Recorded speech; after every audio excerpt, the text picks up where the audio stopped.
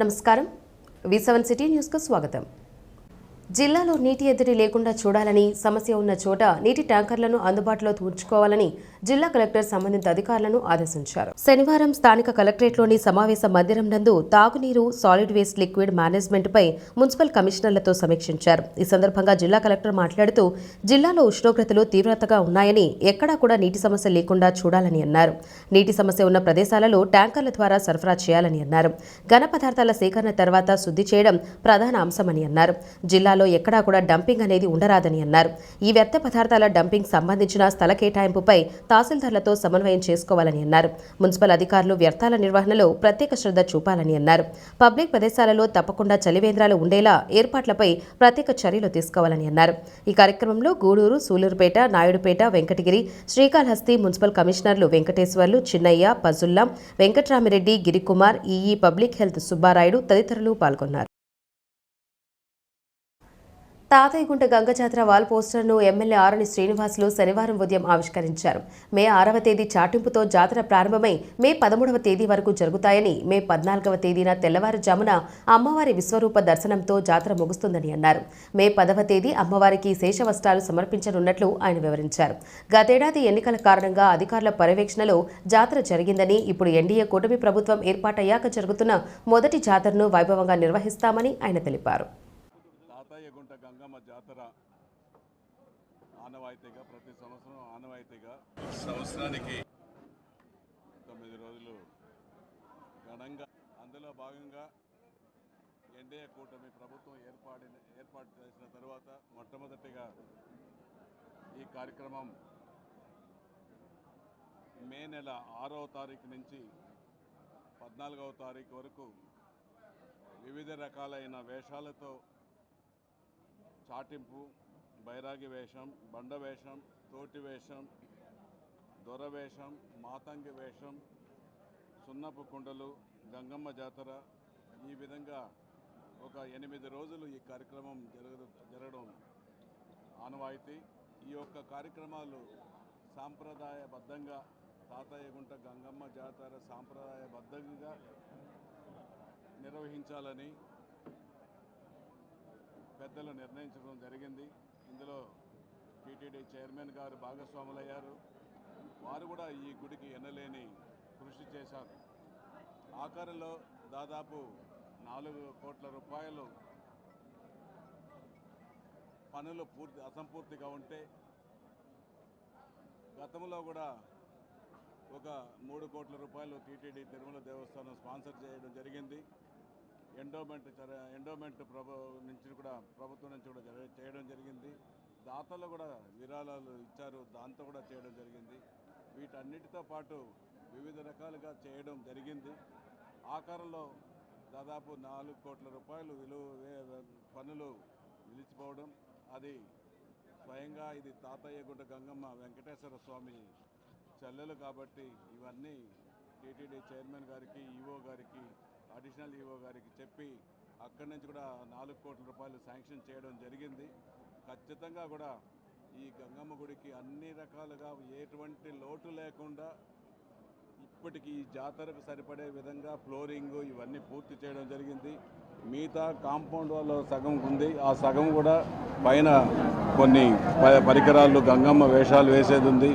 అవన్నిటిని కూడా ఈ 2 నెలల కాలంలో, 3 నెలల కాలంలో పూర్తిగా ఒక ప్రసిద్ధి దేవాలయంగా తిరుపతి నగరంలో నడిబొడ్డులో ఉన్న తాతయ్యగుంట గంగమ్మ దేవస్థానాన్ని అత్యంత వైభవంగా తీర్చిదిద్దడం జరుగుతుంది. ఖచ్చితంగా కూడా ఈ యొక్క గంగమ్మ తల్లి ఆశీస్సులు తిరుపతి పట్టణ ప్రజలందరికీ కలుగుతూ ఉంది. అందులో భాగంగా ఈరోజు పోస్టర్లు ఆవిష్కరించడం కూడా జరిగింది. ముఖ్యంగా వివిధ అన్ని కూడళ్లలో, ప్రధాన కూడళ్లలో ఈ పోస్టర్లు కూడా అంటించి ప్రజలకు బాగా తెలిసే విధంగా ఈ పోస్టర్లు కూడా పబ్లిసిటీ చేయడం జరుగుతుంది. దాంతోపాటు పాంప్లెట్లు కూడా ఇవ్వడం జరుగుతుంది. వీటన్నిటితో పాటు ముఖ్య నాయకులకు ఇన్విటేషన్లు కూడా ఇవ్వడం జరుగుతూ ఉంది.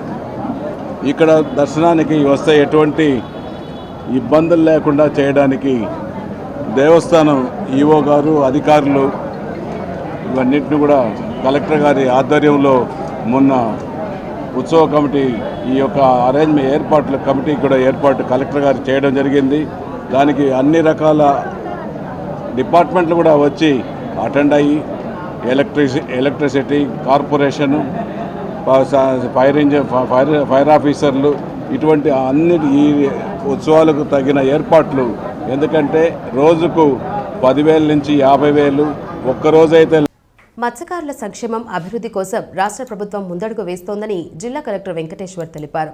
శనివారం మత్స్యకారుల సేవలో సముద్ర చేపల వేట నిషేధ భృతి కార్యక్రమానికి ముఖ్యమంత్రి నారా చంద్రబాబు నాయుడు బుడుగట్టపాలెం, శ్రీకాకుళం జిల్లాలో ప్రారంభోత్సవం చేయనున్న కార్యక్రమానికి వర్చువల్గా స్థానిక జిల్లా కలెక్టర్ నుండి వీడియో కాన్ఫరెన్స్ హాల్ నందు సూలూరుపేట ఎమ్మెల్యే నెల్వల విజయశ్రీతో కలిసి జిల్లా కలెక్టర్ వెంకటేశ్వర్ పాల్గొని ప్రసంగించారు.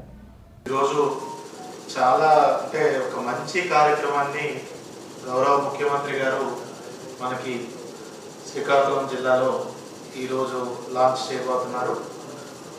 మీ అందరికీ తెలిసిందే, ఇందాక చాలా చక్కగా గడిచిన 10-15 సంవత్సరాల్లో ఏదైతే ఈ 2 నెలల కాలంలో ఈ బ్యాన్ పీరియడ్లో ప్రభుత్వాలు ఎట్లాంటి సహాయం చేయడం మొదలుపెట్టాయి అనేది చెప్పారు. ముందు 30 కేజీలు రైస్ బ్యాగ్స్ ఇచ్చేవాళ్ళు. తర్వాత మొట్టమొదటిసారిగా మన గౌరవ ముఖ్యమంత్రి గారు 14-15 సీజన్లో 2,000 రూపాయలు ఇవ్వడం, తర్వాత దాన్ని 4,000 చేయటం, మళ్ళీ అది గత ప్రభుత్వంలో 10,000 చేయటం. కానీ ఇప్పుడు ఒకేసారి డబల్ చేసి 20,000 రూపాయలు. కాలగమనంగా కొంచెం అన్ని పెరుగుతూ ఉంటాయి కాబట్టి, అవసరాలు కూడా పెరుగుతూ ఉంటాయి కాబట్టి దాని తగ్గట్టు ముందుగానే గుర్తించి 20,000 రూపాయలు గౌరవ ముఖ్యమంత్రి గారు చేయడం జరిగింది. దాన్ని ఈరోజు మీ అందరి సమక్షంలో అన్ని జిల్లాల్లో కూడా కార్యక్రమాలు నిర్వహిస్తున్నారు. ఈరోజు మత్స్యకారులందరికీ కూడా ఇది చేయడం ఎంతో నిజంగా ఒక మంచి కార్యక్రమం. గణిత శాస్త్ర పితామహుడు శ్రీ శ్రీనివాస రామానుజన్ 105వ వర్ధంతి సందర్భంగా స్థానిక శ్రీ వెంకటేశ్వర యూనివర్సిటీ ప్రకాశం భవనం ఎదురుగా ఉన్న ఆయన విగ్రహానికి బీజేపీ నాయకులు గుండాల గోపీనాథ్ రెడ్డి ఆధ్వర్యంలో పుష్పాంజలి ఘటించి ఘననివాళి అర్పించారు. ఈ సందర్భంగా ఆయన మాట్లాడారు. గణిత శాస్త్ర పితామహులు శ్రీనివాస రామానుజన్ గారి 105వ వర్ధంతి సందర్భంగా స్థానిక ఎస్వి యూనివర్సిటీ ప్రాంగణంలోని ఆయన కాంస్య విగ్రహానికి పుష్పాలంకరణ చేసి ఘన నివాళి అర్పించాము. 20వ శతాబ్దంలో గణిత శాస్త్ర పితామహుల్లో ఒకరు మన శ్రీనివాస రామానుజన్ గారు. 3,900 అంశాలను కనుగొని సమీకరణాలను తీసుకుని అందరికీ సులభతరంగా గణితాన్ని అలవర్చుకునేదానికి ఎంతో కృషి చేసిన గణిత మేధావి శ్రీనివాస రామానుజన్ గారు. ఆయన వర్ధంతిని సందర్భంగా ఆయన విగ్రహానికి పుష్పాలంకరణ చేసి ఘన నివాళి అర్పించాము. ముఖ్యంగా ఎన్నో గణితంలో పరిష్కారం కనుగొనలేము అనే వాటిని కూడా ఎంతో చక్కగా పరిష్కార మార్గం చూపెట్టిన మహామేధావి మన శ్రీనివాస రామానుజన్ గారు. ఇప్పటి తరం వారికి గణితంలో సులభతరంగా మనకి కనుగొన్న వ్యక్తి శ్రీనివాస రామానుజన్ గారు. ఆయన వర్ధంతిని ఈరోజు ఘనంగా జరుపుకుంటాం. సిపిఎం రాష్ట్ర కార్యదర్శి శ్రీనివాస్ను దూషించిన ఉపసభాపతి రఘురామరాజును వెంటనే పదవి నుంచి తొలగించాలంటూ వామపక్ష పార్టీలతో కలిసి ఆమ్ ఆద్మీ పార్టీ నాయకులు డిమాండ్ చేశారు. తిరుపతి ప్రెస్ క్లబ్లో ఏర్పాటు చేసిన విలేకరుల సమావేశంలో వారు మాట్లాడారు.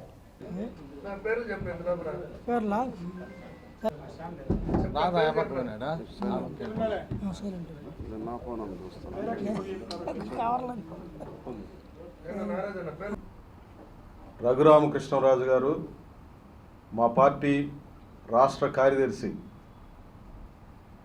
జాతీయ రాజకీయ పార్టీకి రాష్ట్ర కార్యదర్శి. ఆయన మీ మాదిరి ఆంధ్ర రాష్ట్రంలో తప్ప ఇంకొక రాష్ట్రంలో తెలియనటువంటి మనిషి కాదు. యావత్ భారతదేశంలో ఏ మూలకు పోయినా సిపిఎం పార్టీ అంటే తెలుసు.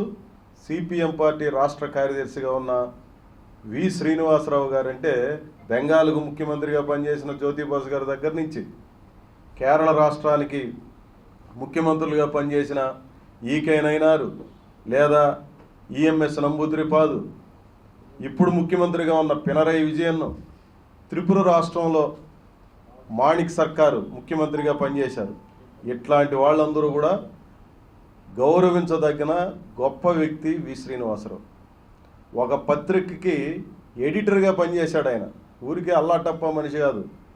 ఈయన హయ్యెస్ట్ ఇంటలెక్చువల్, ఈ భారతదేశంలో అత్యంత మేధావుల్లో ఒకరాయన. ఒక జాతీయ రాజకీయ పార్టీకి రాష్ట్ర కార్యదర్శిని పట్టుకొని నువ్వు ఒక గొల్టీవి, నీకు ఓ అంటే నారాదు, బూతులు తప్ప ఏమీ రాని ఒక పనికిమాలిన చెత్త క్యాండిడేట్ నువ్వు.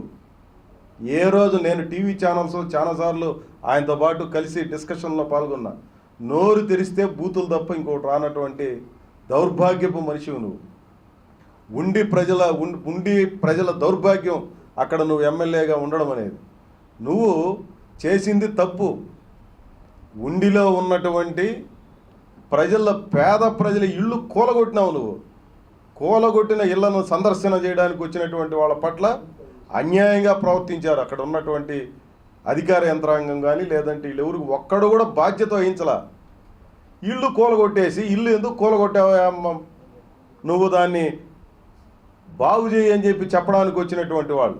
ఆ ఉండిలో ఎవడన్నా అక్రమాలకు పాల్పడినటువంటి ఏనేదో పెద్ద అక్రమార్కులను అందరినీ లేకుండా చేసే ఒక పెద్ద మనిషిలాగా మాట్లాడుతున్నాడు. ఉండిలో ఎకరాల కొద్ది భూములు ఆక్రమించుకున్నటువంటి భూస్వాములు అనేక మంది ఉన్నారు, షావుకారులు ఉన్నారు, దౌర్జన్యం చేసేవాళ్ళు ఉన్నారు, ప్రభుత్వ స్థలాలను ఆక్రమించుకున్నటువంటి పెద్ద నీకు దమ్ము ధైర్యం ఉంటే ఒక్కడి దగ్గర పోయి 1 సెంటు భూమిని ఆక్రమించుకొని మాట్లాడేటువంటి మాటలు నీకేమన్నా విలువ ఉంటుంది? పేద ప్రజలకు అండగా వచ్చినటువంటి ఎర్రజెండా ప్రతినిధి మీద మాట్లాడతావా? కమ్యూనిస్ట్ పార్టీ అంటే ఈయన గౌరవం ఉందంట. ఒక జాతీయ రాజకీయ పార్టీకి సంబంధించిన రాష్ట్ర కార్యదర్శిని వాడు వీడు అని మాట్లాడేంత నీచమైన సంస్కృతి ఈరోజు రఘురామరాజుది. నువ్వు నీతులు చెప్తాండవు. ఇది ఏమాత్రం క్షంతవ్యం కాదు. వెంటనే రఘురామకృష్ణరాజు బహిరంగంగా క్షమాపణ చెప్పాలా, చంపలేసుకోవాలి. ఆంధ్ర రాష్ట్ర ఉండి ప్రజల ఎదురుగా చంపలేసుకోవాలి. అప్పుడు నీకేమైనా విలువ దక్కుతుంది. చంద్రబాబు నాయుడు గారు తక్షణం బర్తరఫ్ చేయాలా ఇట్లాంటి పనికిమాలిన వాళ్ళని. ప్రజలందరికీ నాయకత్వం వహిస్తున్నటువంటి శాసనసభ వేదిక మీద కూర్చుని అర్హత లేనటువంటి మనిషి. కాబట్టి తక్షణం ఆయన తొలగించాల్సినటువంటి అవసరం ఉంది. నువ్వు బహిరంగంగా క్షమాపణ చెప్పాలి. లేని పక్షంలో ఇంతకుముందు మా మిత్రులందరూ చెప్పినట్టుగా సిగ్గుతో నిన్ను నువ్వు తలదించుకోవాలి నువ్వు చేసిన తప్పుడు పనికి. కాబట్టి మమ్మల్ని ఏదో తిడితేనో, లేదంటే నువ్వు వాడు వీడన్నంత మాత్రం మా గౌరవం ఏమో తగ్గిపోదు, లేదా ప్రజల్లో మేంగా పలుచన పడిపోయేది. ఇట్లాంటి భాష వాడినందుకు బాధ్యతాయుతమైనటువంటి మనుషుల మీద, మేధావుల మీద, బాధ్యత కలిగినటువంటి ఉన్నత స్థానాల్లో ఉన్నటువంటి వాళ్ళ పట్ల ఇంతటి ఒక పనికిమాలిన వ్యవహారం చేసినట్టు నిన్ను అసహించుకుంటారనే విషయాన్ని దృష్టిలో పెట్టుకోవాలని చెప్పి నేను రిక్వెస్ట్ చేస్తూ, ఈ ధోరణిని అందరూ వ్యతిరేకించాలి, ఖండించాలి. ఇట్లాంటివి తప్పుడు మార్గాలు, తప్పుడు లక్షణాలు రాజకీయాల్లో రాకూడదు. అంతకుముందు కూడా ఇదే రకంగా గత ప్రభుత్వంలో కూడా కొంతమంది బూతులు మాట్లాడుతూ ఉంటే తప్పని చెప్పాం. ఇదే విషయాన్ని రఘురామకృష్ణరాజు ఎన్నిసార్లు చెప్పుకొని ఏడ్చాడో. నన్ను విగ్గురాజు అంటూ ఉన్నారు, నన్ను బూతులన్నీ మాట్లాడుతూ ఉన్నారు, ఇదని అదని నువ్వు చాలాసార్లు బాధపడినావు. మళ్ళీ అదే సంస్కృతికి నువ్వు వచ్చి మాట్లాడడం అనేది ఏ రకంగానూ సమంజసం కాదు. దయచేసి ఆలోచించాలి. ప్రజల పట్ల మమ్మల్ని తిట్టినావు, మాకేం బాధలే. ఉండి ప్రజలకి అక్కడ కూల్చేసినటువంటి వాళ్ళకందరికీ పునరావాసం కల్పించు, వాళ్ళకి ఇల్లు కట్టి, లేదా వాళ్ళకి కావాల్సిన అన్ని సౌకర్యాలు ఏర్పాటు చేయి. మమ్మల్ని తిట్టిన ఇంకొక 10 తిట్లు తినడానికైనా మేము సిద్ధం, మేము ఆశీర్వాదం అనుకుంటాం. కానీ ఎవడి కోసం అయితే మేము పోరాటం చేసినామో వాళ్ళని విడిచిపెట్టే ప్రశ్న లేదు.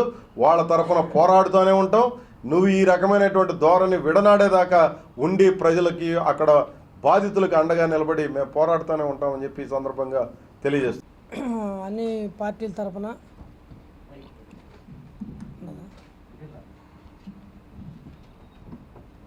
ఈ ప్రెస్ మీట్ ఏర్పాటు చేస్తున్నాం.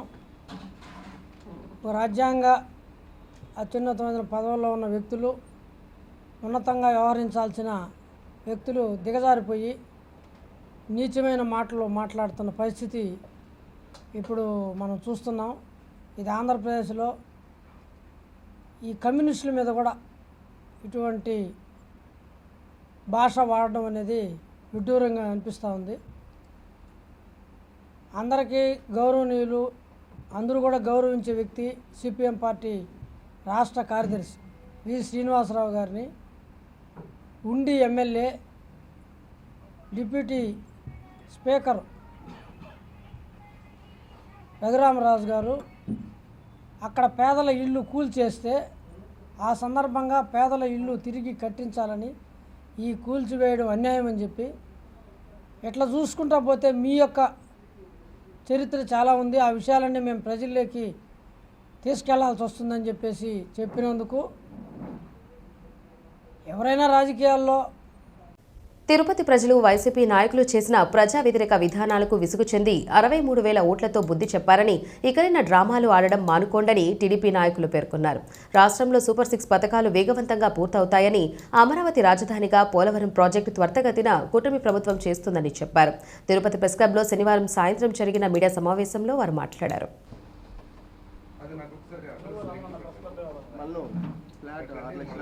కోటి సదాశివం నాయ బ్రాహ్మణ రాష్ట్ర కార్పొరేషన్ చైర్మన్.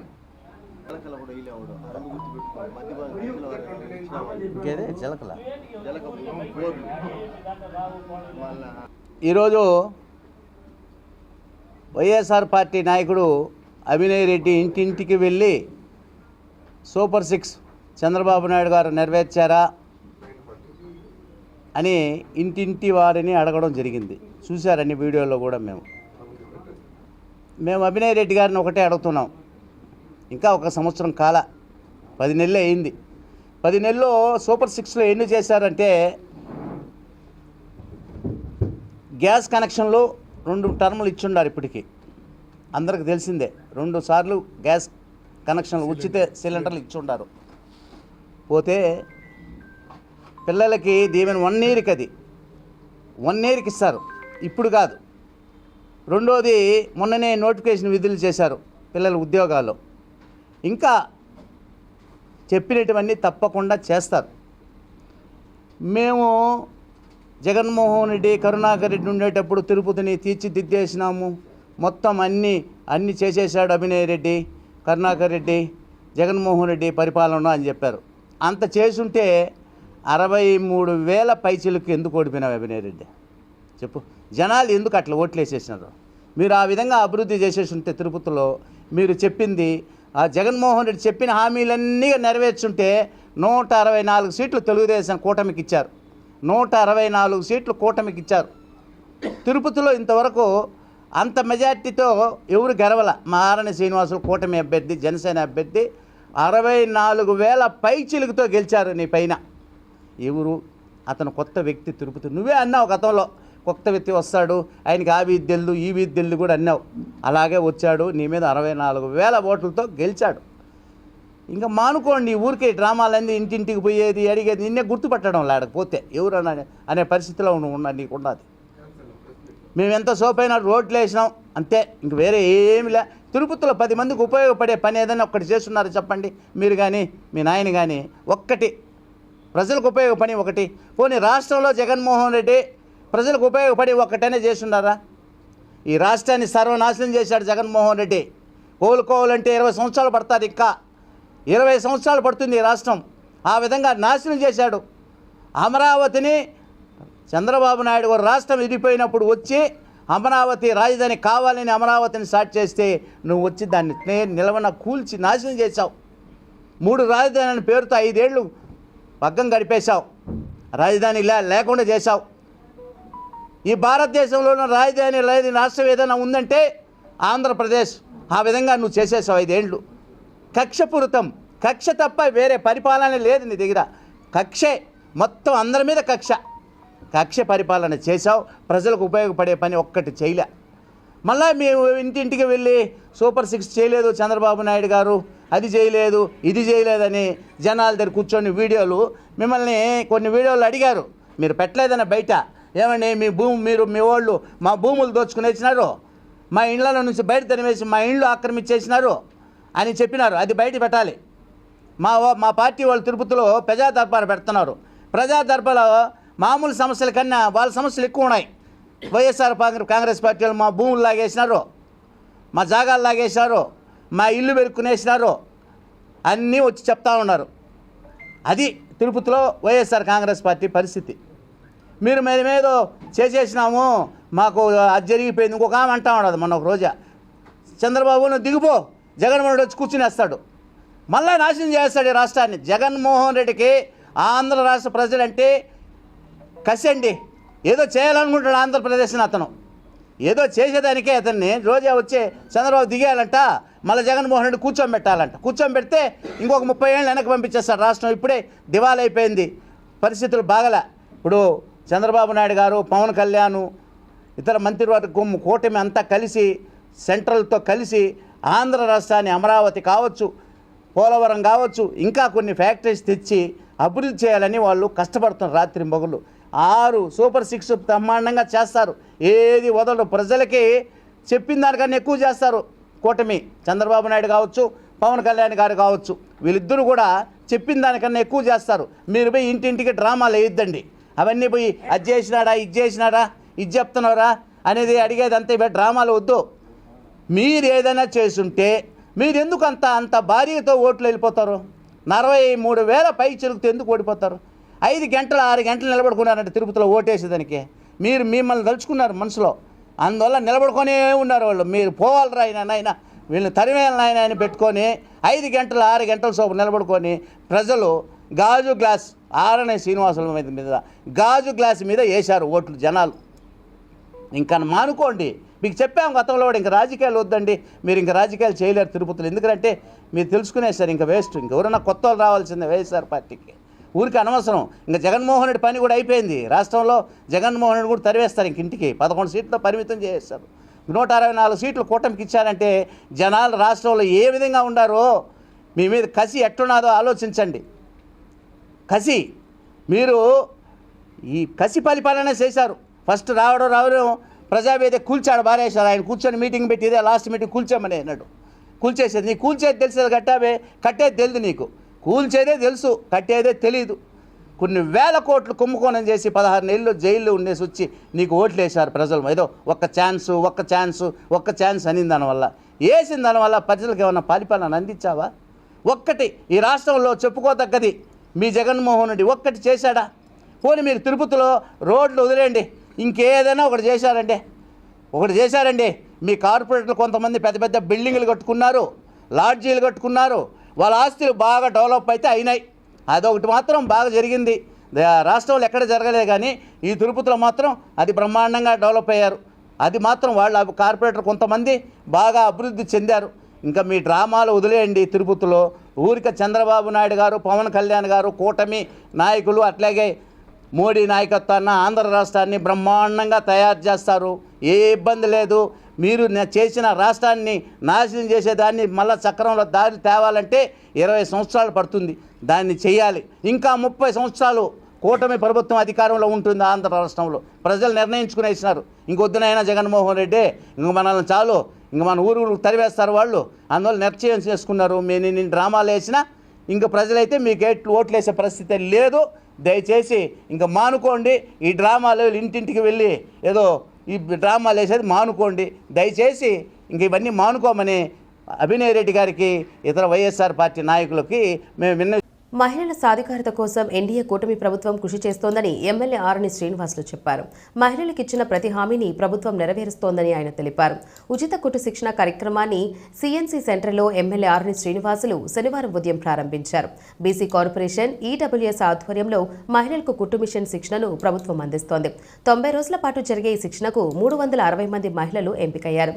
మహిళలు ఆర్థికంగా నిలబడేందుకు అవసరమైన అన్ని చర్యలను ఎన్డీఏ కూటమి ప్రభుత్వం తీసుకుంటోందని ఎమ్మెల్యే ఆరణి శ్రీనివాసులు తెలిపారు.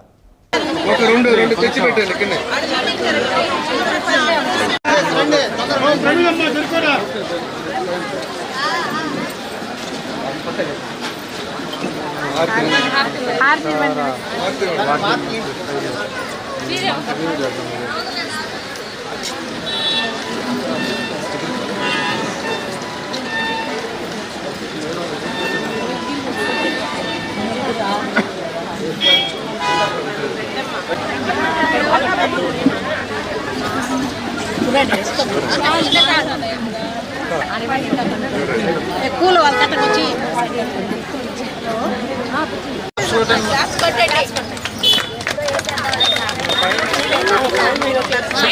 అమ్మా, కింద వేయాలి.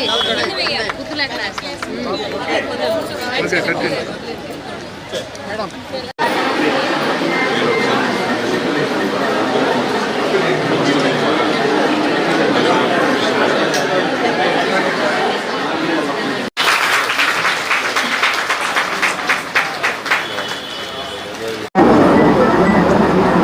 చాలా సంతోషం.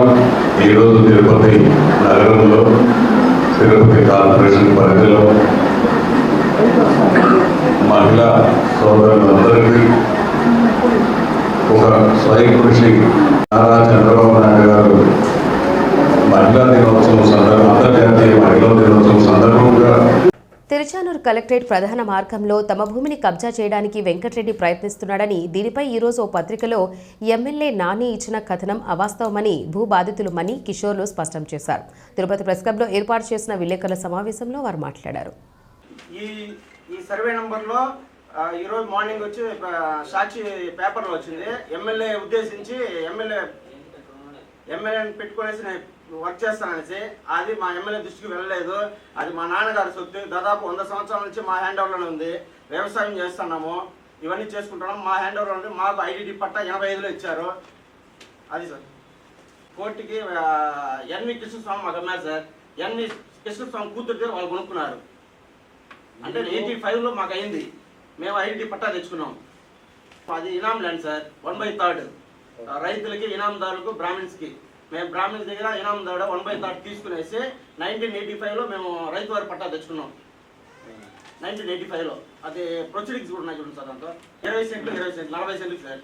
20 సెంట్లు వాళ్ళ కూతురు దగ్గర నుంచి ఆయన విక్రయం చేసుకున్నారు. వెంకటరామరెడ్డి అనే అతను. అప్పటి నుంచి కేసు జరుగుతాను సార్. మాకు జిల్లా కోర్టులో మాకు అయింది. మేము ఇప్పుడు అనుభవం తీసుకుంటా అంటే వచ్చి అడ్డగించి దుర్భాషలు మాట్లాడి కత్తితో పొడి చేస్తానని చెప్పి వీడియో కూడా ఉంది సార్. ఇక బేదోళ్ళు సార్, ఎదురుగా వాటర్ వాష్ ఉంది. ఏదో రూపాయి సంపాదించుకొని ఇప్పుడు దాకా నేను చేసుకుంటాను. తిరుపతిలో వైఎస్ఆర్ కాంగ్రెస్ పార్టీ సమన్వయకర్త భూమన అభినయ్ ఓ వినూత్న కార్యక్రమాన్ని నిర్వహించారు. ప్రజలకు కూటమి ప్రభుత్వం చేసిన మోసాన్ని వివరించారు. ఈ 10 నెలల్లో మీకు దక్కాల్సిన లాభం ఎంత, మీరు మోసపోయిన మొత్తం ఎంత అన్నది స్పష్టంగా ప్రజలకు తెలియజేశారు. ఇంటింటికి వెళ్లి ప్రజలతో మాట్లాడారు. ఎప్పుడు అధికారంలోకి రావాలన్నా కూడా అలవిగానటువంటి మాటల్ని ప్రజలకు చెప్పి నమ్మించి మళ్ళీ మోసం చేయడం అన్నది ఆయనకు పరిపాటిగా మారింది. సూపర్ 6 అనేటటువంటి హామీలతో ప్రజలను నయవంచన చేసి అధికారంలోకి వచ్చారు చంద్రబాబు. అప్పటి వరకు జగన్మోహన్ రెడ్డి గారి ప్రభుత్వంలో సంక్షేమ ఫలాలను మెండుగా అందుకున్నటువంటి ప్రజలు చంద్రబాబు గారు ఇంతకంటే మంచి చేస్తారేమోనన్న అభిప్రాయంతో వారి మాటల్ని విశ్వసించి పెద్ద మెజారిటీతో కూటమి పార్టీలను అధికారంలోకి తీసుకువచ్చారు. కానీ అధికారంలోకి వచ్చిన తర్వాత చంద్రబాబు గారు మునుపున్నట్టుగానే ఇప్పుడు కూడా మొండి చేయి చూపడం జరిగింది. ఒక బాధ్యతాయుతమైనటువంటి ప్రతిపక్ష పార్టీగా ప్రభుత్వం ప్రజలకు ఇచ్చినటువంటి హామీని, అంటే ప్రతిపక్ష పార్టీగా తెలుగుదేశం పార్టీ ఉన్నప్పుడు ఇచ్చినటువంటి హామీని నెరవేర్చేందుకు ప్రెషర్ చేయడానికే మేము చంద్రబాబు ఘరానా మోసం అన్నటువంటి ఒక కార్యక్రమాన్ని రూపొందించి దాన్ని పైన పనిచేస్తున్నాం. ప్రతి ఇంటికి తిరిగి ఈ 10 నెలల్లో చంద్రబాబు గారు ప్రామిస్ చేసినటువంటి సూపర్ 6 హామీలలో మీకు ఏవి వచ్చాయి, ఏవి రాలేదు, వచ్చుంటే అవి ఏవి, రాకపోయింటే అవి ఏంటి, వాటి విలువ ఎంత, ఈ 10 నెలల్లో మీకు మీ కుటుంబానికి ఎంత అంది ఉండాలి అన్నటువంటి క్యాలిక్యులేషన్ని చేసి వాళ్ళకి చూపిస్తున్నాం. కూటమి నాయకులు మీ ఏరియాలో తిరుగుతున్నప్పుడు ఈ పత్రాలు చూపించి ప్రభుత్వం నుంచి అంది ఉండాల్సిన సాయాన్ని మీరు గట్టిగా నిలదీయండి అన్నది ఈ కార్యక్రమం ఉద్దేశం. దీంతో పాటుగా ఒక వెబ్ పేజ్ను కూడా డిజైన్ చేశాం. రాష్ట్రంలో ఉన్నటువంటి అన్ని కుటుంబాలు చంద్రబాబు నాయుడు గారి ప్రభుత్వం కారణంగా వాళ్ళకు అందాల్సినటువంటి సాయం ఎంత అన్నటువంటి విషయాన్ని తెలుసుకునే ప్రయత్నం చేయొచ్చు. ఇది మరింత ఎక్కువ మందికి తెలిసి భవిష్యత్తులో ఇలా దొంగ హామీలను ఇచ్చి అధికారంలోకి వచ్చేటటువంటి వాళ్లను ప్రజలు ఏరేసేటటువంటి పరిస్థితిని తీసుకురావాలనే ఈ కార్యక్రమం. ఈ వార్తలు ఇంతటితో సమాప్తం. నమస్కారం.